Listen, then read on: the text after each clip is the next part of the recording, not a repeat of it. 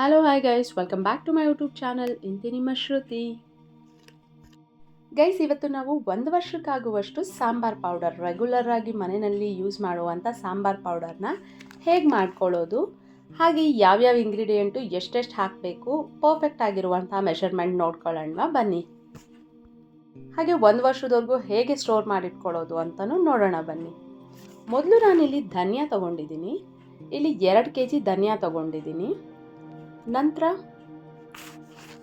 ಬ್ಯಾಡಗೆ ಮೆಣಸಿನ್ಕಾಯಿ, ಅರ್ಧ kg ಬ್ಯಾಡಗೆ ಮೆಣಸಿನ್ಕಾಯಿ ತೊಗೊಂಡಿದ್ದೀನಿ. ಬ್ಯಾಡಗೆ ಮೆಣಸಿನ್ಕಾಯಿ ಬಂದು ಟೇಸ್ಟಿಗೆ. ಇದು ಗುಂಟೂರು ಮೆಣಸಿನ್ಕಾಯಿ, ಇದು ಅರ್ಧ kg ತೊಗೊಂಡಿದ್ದೀನಿ. ಹಾಗೆ ಮಣ್ಕಟ್ಟು ಅಂದರೆ ಖಾರ ಮೆಣಸಿನ್ಕಾಯಿ ಕೂಡ ಅರ್ಧ kg ತೊಗೊಂಡಿದ್ದೀನಿ ನಾನು. ಇದು ಎಲ್ಲನೂ ಚೆನ್ನಾಗಿ ಒಣಗಿಸ್ಕೊಂಡು ಇಟ್ಕೊಂಡಿದ್ದೀನಿ ನಾನು. 2 ದಿನ ಫುಲ್ಲು ಕ್ಲೀನಾಗಿ ಚೆನ್ನಾಗಿ ಒಣಗಿಸಿ ಬಿಸಿಲಲ್ಲಿ ಎತ್ತಿಟ್ಕೊಂಡು ಮಾಡ್ತಾ ಇರೋದು. ಇದು ಬಂದು ಸ್ಪೈಸಸ್ಸು, ಚಕ್ಕೆ, ಲವಂಗ, ಹಾಗೆಯೇ ಸ್ಟಾರ್ ಫ್ಲವರು, ಹಾಗೆ ಕಲ್ಲು ಹೂವು, ಎಲ್ಲ ಸ್ಪೈಸಸ್ಸು ಇಲ್ಲಿ ಏನೇನು ಕಾಣ್ತಾ ಇದೆಯೋ ಇದನ್ನೆಲ್ಲನೂ ಸೇರಿ 200 ಗ್ರಾಮ್ ತೊಗೊಂಡಿದ್ದೀನಿ ನಾನು. ನೋಡಿ, ಕಲ್ಲು ಹೂವು ಇದೆಲ್ಲ ಸೇರಿ 200 ಗ್ರಾಮು. ನಂತರ ಇಲ್ಲಿ ಸಾಸಿವೆ ತೊಗೊಂಡಿದ್ದೀನಿ. ಸಾಸಿವೆ ಬಂದು 100 ಗ್ರಾಮ್ ತೊಗೊಂಡಿದ್ದೀನಿ. ನಂತರ ಇಂಗು, ಇಂಗು ಬಂದು ಒಂದು ಸ್ಪೂನಷ್ಟು ಹಾಕ್ಕೊಂಡ್ರೆ ಸಾಕು, ಇಂಗು ಪೌಡರ್ ಅದು. ಜೀರಿಗೆ ಬಂದು ಇಲ್ಲಿ ನಾನು ಅರ್ಧ kg ತೊಗೊಂಡಿದ್ದೀನಿ. 2 kg ಧನಿಯಾಗೆ ಅರ್ಧ kg ಜೀರಿಗೆ ಸಾಕಾಗತ್ತೆ. ಆಮೇಲೆ ಉದ್ದಿನಬೇಳೆ ಸ್ವಲ್ಪ ಪ್ರಮಾಣದಲ್ಲೇ ತೊಗೊಂಡಿದ್ದೀನಿ, 100 ಗ್ರಾಮ್ ಸಾಕಾಗತ್ತೆ. ನಂತರ ತೊಗರಿಬೇಳೆ ಬಂದು 1/4 kg ತೊಗೊಂಡಿದ್ದೀನಿ. ಹಾಗೆ ಮೆಣಸು ಕೂಡ 1/4 kg ತೊಗೊಂಡಿದ್ದೀನಿ. ಕರಿಬೇವಿನ ಸೊಪ್ಪು ಅರ್ಧ ಕಟ್ಟಾಗುವಷ್ಟು ಚೆನ್ನಾಗಿ ತೊಳೆದು ಒಣಗಿಸಿ ಎತ್ತಿಟ್ಕೊಂಡಿದ್ದೀನಿ. ಅರಿಶಿನ ಕೊಂಬು 100 ಗ್ರಾಮ್ ಆದರೆ ಸಾಕು. ಹಾಗೆ ಅಕ್ಕಿ ಬಂದು 1/4 kg ತೊಗೊಂಡಿದ್ದೀನಿ. ಇದನ್ನು ಒಣಗಿಸ್ಕೊಂಡು ಇಟ್ಕೊಂಡಿದ್ದೀನಿ. ನಂತರ ಪಲಾವ್ ಎಲೆ ಇದು ಸ್ವಲ್ಪ ಸಾಕು, ಒಂದು 7-8 ಆದರೆ ಸಾಕು. ನಂತರ ಮೆಂತ್ಯ ಒಂದು 100 ಗ್ರಾಮ್ ತೊಗೊಂಡಿದ್ದೀನಿ. ಸ್ವಲ್ಪ ಕಮ್ಮಿನೂ ಮಾಡ್ಕೋಬೋದು, ಇದನ್ನು 100 ಗ್ರಾಮ್ ಅಷ್ಟು ಸಾಕಾಗತ್ತೆ. ನಂತರ ಕಡಲೆಕಾಳು ಬಂದು 400 ಗ್ರಾಮ್ ತೊಗೊಂಡಿದ್ದೀನಿ. ನಂತರ ಹೆಸರು ಕಾಳನ್ನು 400 ಗ್ರಾಮ್ ತೊಗೊಂಡಿದ್ದೀನಿ. ಇದನ್ನೆಲ್ಲ ಚೆನ್ನಾಗಿ ಒಣಗಿಸಿದ ನಂತರ ಇದೆಲ್ಲದನ್ನು ಸ್ವಲ್ಪ ಹುರ್ಕೋಬೇಕು. ಚೆನ್ನಾಗಿ ಸ್ಟವ್ನ ಸಿಮ್ಮಲ್ಲೇ ಇಟ್ಕೊಂಡು ಚೆನ್ನಾಗಿ ಹುರ್ಕೊಳ್ಬೇಕು. ನಾನು ಎಲ್ಲದನ್ನು ಹುರಿಯೋದನ್ನ ವಿಡಿಯೋ ಮಾಡ್ತಾ ಇಲ್ಲ, ಬಿಕಾಸ್ ಅದು ತುಂಬ ದೊಡ್ಡ ವಿಡಿಯೋ ಆಗಿಬಿಡುತ್ತೆ, ಲಾಂಗ್ ಆಗಿಬಿಡುತ್ತೆ ಅಂತ. ಏನೇನು ತೋರಿಸಿದ್ನೋ ಅದನ್ನೆಲ್ಲ ಹುರ್ಕೋಬೇಕು. ಹುರಿದಿಟ್ಕೊಂಡು ಒಂದು ದೊಡ್ಡ ಅಗಲವಾಗಿರುವಂಥ ಪಾತ್ರೆಗೆ ಹಾಕ್ಕೊಳ್ಬೇಕು, ಮಿಕ್ಸ್ ಮಾಡ್ಕೊಳ್ಳಿಕ್ಕೆ ಈಸಿ ಆಗುತ್ತೆ ಅಂತ. ಈ ತೊಗರಿಬೇಳೆನ ಹಾಕೋದು ಬಂದು ಬೈಂಡಿಂಗಿಗೆ, ಸಾಂಬಾರು ಸ್ವಲ್ಪ ಗಟ್ಟಿ ಬರಲಿ ಅಂತ ಅದನ್ನು ಹಾಕೋದು. ಅಕ್ಕಿನೂ ಅಷ್ಟೇ. ನಂತರ ಇದನ್ನ ಎಲ್ಲನೂ ಚೆನ್ನಾಗಿ ಹುರ್ಕೊಳ್ಬೇಕು. ಹುರ್ಕೊಳ್ಳಿಕ್ಕೆ ಸ್ವಲ್ಪ ಗಟ್ಟಿಯಾಗಿರುವಂಥ ಬಾಣಲೆ ಇಟ್ಕೊಳ್ಬೇಕು, ಬೇಗ ಆವಾಗ ಜಾಸ್ತಿ ರೋಸ್ಟ್ ಆಗೋದಿಲ್ಲ. ಮೆಂತ್ಯನ ಸ್ವಲ್ಪ ಹುರ್ಕೊಂಡ್ರೆ ಸಾಕು, ಯಾಕಂದರೆ ಅದು ಬೇಗ ರೋಸ್ಟ್ ಆಗಿಬಿಡತ್ತೆ. ಕೆಲವರು ಇದನ್ನು ಹಸಿಯಾಗಿ ಹಾಗೆ ಹಾಕ್ಕೊಳ್ತಾರೆ ಎಲ್ಲನೂ. ಹಾಗೆ ಹಾಕ್ಕೊಳ್ಬಾರ್ದು. ಹಾಗೆ ಹಾಕ್ಕೊಂಡ್ರೆ ನಾವು ಜಾಸ್ತಿ ದಿನ ಸ್ಟೋರ್ ಮಾಡ್ಕೊಳ್ಳಿಕ್ಕಾಗಲ್ಲ. ಹಾಗೆಯೇ ಅದು ಆ ಫ್ಲೇವರ್ ಎಲ್ಲನೂ ಅಷ್ಟು ಫ್ರೆಶ್ ಆಗಿ ಇರೋದಿಲ್ಲ.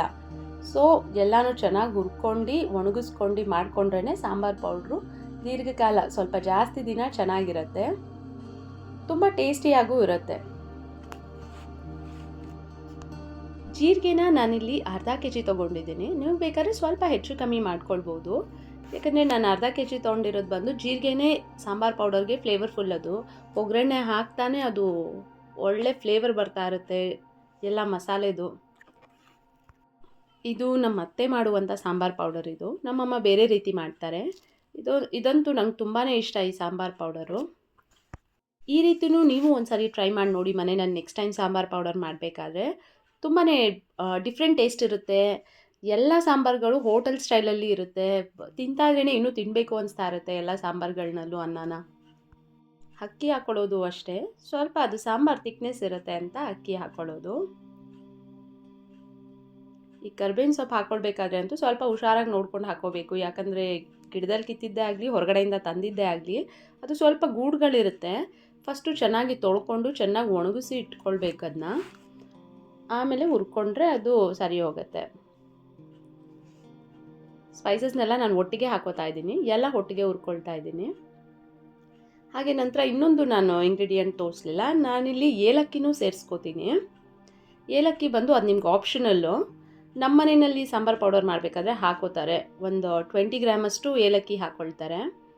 ಅದು ಸಾಂಬಾರು ತುಂಬ ಸ್ಮೆಲ್ ಚೆನ್ನಾಗಿರುತ್ತೆ ಅಂತ ಹಾಕೋತಾರೆ. ಪಲಾವ್ ಎಲೆನೂ ಅಷ್ಟೇ ಸ್ವಲ್ಪ ಬಿಸಿ ಮಾಡಿಕೊಂಡ್ರೆ ಸಾಕು. ನಂತರ ಅರಿಶಿನ ಕೊಂಬನ್ನ ಚೆನ್ನಾಗಿ ಫಸ್ಟು ಫ್ರೈ ಮಾಡಿಕೊಂಡು ಅದರಲ್ಲಿ ಡೈರೆಕ್ಟಾಗೇ ಮಿಕ್ಸ್ ಮಾಡ್ಕೊಳ್ಬಾರ್ದು. ಅದನ್ನು ಕುಟ್ಟಿ ಪುಡಿ ಮಾಡಿಕೊಂಡು ಮಿಕ್ಸ್ ಮಾಡ್ಕೊಳ್ಬೇಕು, ಇಲ್ಲಾಂದರೆ ಮಿಷಿನಲ್ಲಿ ಸ್ಟ್ರಕ್ ಆಗೋ ಚಾನ್ಸಸ್ ಇರುತ್ತೆ. ಅರಿಶಿನ ಪುಡಿ ತೊಗೊಳ್ಬಾರ್ದು, ಈ ಥರ ಕೊಂಬು ತೊಗೊಂಡ್ರೇ ಸಾಂಬಾರು ಅದು ಟೇಸ್ಟಿಯಾಗಿರುತ್ತೆ. ಹಾಗೆ ಧನಿಯಾ ಹುರ್ಕೋತಾ ಇದ್ದೀನಿ. ಧನಿಯಾ ಬಂದು ಒಟ್ಟಿಗೆ ಫುಲ್ ಎಲ್ಲ ಹಾಕ್ಕೊಂಡ್ಬಿಟ್ರೆ ಅದು ಚೆನ್ನಾಗಿ ಹುರ್ಕೊಳ್ಳೋದಿಲ್ಲ, ಒಂದು ಸೈಡ್ ಹುರ್ಕೊಳ್ಳುತ್ತೆ, ಒಂದು ಸೈಡು ಹುರ್ಕೊಳ್ಳೋದಿಲ್ಲ. ಸೊ ಎಲ್ಲ ಕಡೆನೂ ಚೆನ್ನಾಗಿ ಹುರ್ಕೋಬೇಕು ಅಂದರೆ ಅರ್ಧ ಕೆ ಜಿಯಷ್ಟು ಬಾಣಲಿ ಎಷ್ಟು ಕೆಪಾಸಿಟಿ ನೋಡಿಕೊಂಡು ಸ್ವಲ್ಪನೇ ಹಾಕ್ಕೊಂಡು ಚೆನ್ನಾಗಿ ಫ್ರೈ ಮಾಡ್ಕೊಳ್ಬೇಕು. ಇದನ್ನು ಹುರ್ಕೊಳ್ಬೇಕಾದ್ರೆ ಸ್ಟವ್ ಸಿಮ್ಮಲ್ಲೇ ಇರಬೇಕು, ಇಲ್ಲಾಂದರೆ ಬೇಗ ಅದು ರೋಸ್ಟ್ ಆಗಿಬಿಡುತ್ತೆ. ಮೆಣಸಿನ್ಕಾಯಿಗಳು ಅಷ್ಟೇ. ಈ ಮೆಣಸಿನ್ಕಾಯಿನಲ್ಲಿ ತೊಟ್ಟು ಬಂದು ನಿಮಗೆ ಆಪ್ಷನ್ನು, ಬೇಕಾದರೆ ಬಿಡ್ಬೋದು, ಬೇಡ ಅಂದರೆ ತೆಗ್ದುಬಿಡ್ಬೋದು. ನಮ್ಮತ್ತೆ ಒಂದು ಅದರಲ್ಲಿ ಖಾರ ತೊಟ್ಟಲ್ಲೂ ಇರುತ್ತೆ ಅಂತ ಹಾಕ್ಕೊಳ್ತಾರೆ. So ನಿಮ್ಗದು option. ಅದು ಬ್ಯಾಡಿಗೆ ಮೆಣಸಿನ್ಕಾಯಲ್ಲಿ ಮಾತ್ರ ತೆಗೆದುಬಿಟ್ಟಿರ್ತೀವಿ, ಬಿಕಾಸ್ ಅದು ಟೇಸ್ಟು ಕಲರ್ ಅಲ್ವಾ, ಅದು ಬೇಡ ಅದು ತೊಟ್ಟು ಅಂತ ತೆಗೆದುಬಿಡ್ತಾರೆ. ಎಲ್ಲನೂ ಸ್ವಲ್ಪನೇ ಹಾಕ್ಕೊಂಡು ಹುರ್ಕೊಳ್ಬೇಕು. ನಂತರ ಇದಕ್ಕೆ ಕೆಲವರು ಎಣ್ಣೆ ಹಾಕೋತಾರೆ, ನಾವು ಎಣ್ಣೆ ಹಾಕೋದಿಲ್ಲ. ಎಣ್ಣೆ ಹಾಕ್ಕೊಂಡ್ರೆ ಅದು ಫುಲ್ಲು ಪುಡಿ ನೈಸಾಗಿ ಬರೋದಿಲ್ಲ ಅಂತ ನಾವು ಎಣ್ಣೆ ಹಾಕ್ಕೊಳ್ಳೋದಿಲ್ಲ. ನಿಮ್ಗೆ ಬೇಕಂದರೆ ಎಣ್ಣೆ ಹಾಕ್ಕೊಂಡು ಹುರ್ಕೋಬೋದು.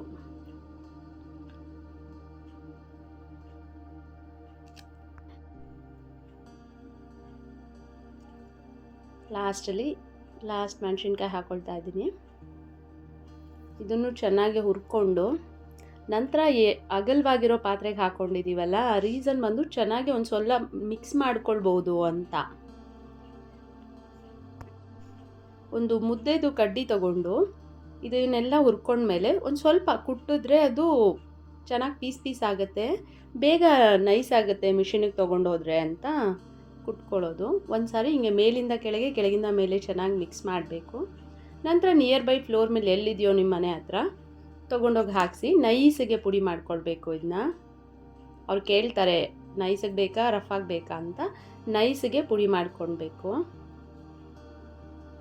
ಇದ್ರಲ್ಲಿ ಲಾಸ್ಟಲ್ಲಿ ಬರುವಂಥದ್ದು ಮಸಾಲೆ ಪೌಡರು ವೇಸ್ಟ್ ಆಗಬಾರ್ದು ಅಂದರೆ ಯಾವುದಕ್ಕೂ ಸ್ವಲ್ಪ ಅಕ್ಕಿ ತೊಗೊಂಡೋಗಿ ಅದ್ರ ಹಿಂದೆ ಅಕ್ಕಿನೂ ಹಾಕ್ಸ್ಕೊಳ್ಳಿ.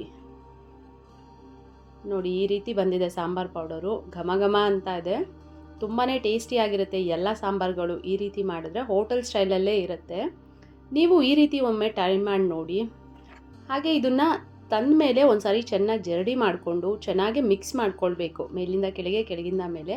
ಸ್ಟೋರ್ ಮಾಡ್ಕೊಳ್ಳುವಾಗ ಬಾಕ್ಸ್ಗೆ ಫಸ್ಟು ಒಂದು ಕವರ್ ಹಾಕ್ಬಿಟ್ಟು ಅದಕ್ಕೆ ಸಾಂಬಾರು ಪೌಡರ್ನ ಕವರ್ ಒಳಗೆ ಹಾಕ್ಬಿಟ್ಟು ಗಂಟು ಕಟ್ಟಿ ಸ್ಟೋರ್ ಮಾಡಿ ಎತ್ತಿಟ್ಕೊಂಡ್ರೆ ತುಂಬ ದಿನ ಚೆನ್ನಾಗಿರುತ್ತೆ, ಬೇಗ ಹಾಳಾಗೋದಿಲ್ಲ. ಈ ಥಂಡಿ ಎಲ್ಲ ಇರುತ್ತೆ ಅಲ್ಲ ವೆದರು, ಕೋಲ್ಡ್ ವೆದರಲ್ಲೆಲ್ಲ ಅದು ಪೌಡರೆಲ್ಲ ಫುಲ್ಲು ಒದ್ದೆ ಥರ ಆಗೋದಿಲ್ಲ. ಸೊ ಈ ರೀತಿ ಸ್ಟೋರ್ ಮಾಡಿ ಇಟ್ಕೊಳ್ಳಿ.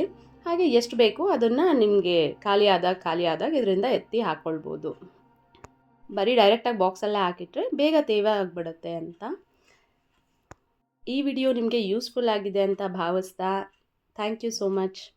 ಈ ವಿಡಿಯೋ ನಿಮಗೆ ಇಷ್ಟ ಆಗಿದ್ರೆ, ಯೂಸ್ಫುಲ್ ಅನಿಸಿದ್ರೆ ಲೈಕ್ ಮಾಡಿ, ನಿಮ್ಮ ಫ್ಯಾಮಿಲಿ ಫ್ರೆಂಡ್ಸ್ ಜೊತೆ ಶೇರ್ ಮಾಡ್ಕೊಳ್ಳಿ. Thank you.